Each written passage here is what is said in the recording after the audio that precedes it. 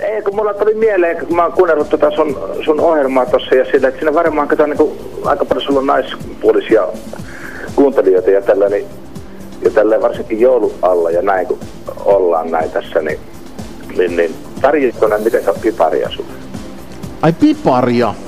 Niin. Sähän nyt tietysti herrasmiehenä tarkoitat varmaan tämmöstä niinku leivottua, iloisen näköistä, pyöreitä, hymyilevää tonttuukko sellaista, mikä paistetaan uunissa.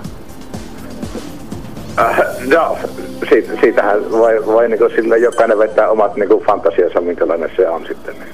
Se pipari. Niin, minkälaisen se haluaa leipoa. Ei jos ne sellaisia ne piparit oo. En mä tiedä. Jotkut polttaa ne korpuksia, jotkut Did you mean pillu? Joo, ehkä sellainen saattaisi olla mulla nyt enempi tässä hakusessa. No mut kun se pillu ja piparihan on ihan kaksi eri asiaa. Miksi et sinä puhu hyvä ihminen asioiden oikeilla nimillä?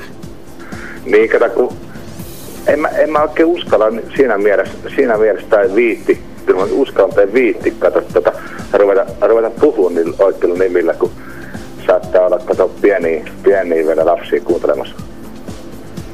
Tai sitten jotain uskovaisia, jotka ei sitten ymmärrä meitä.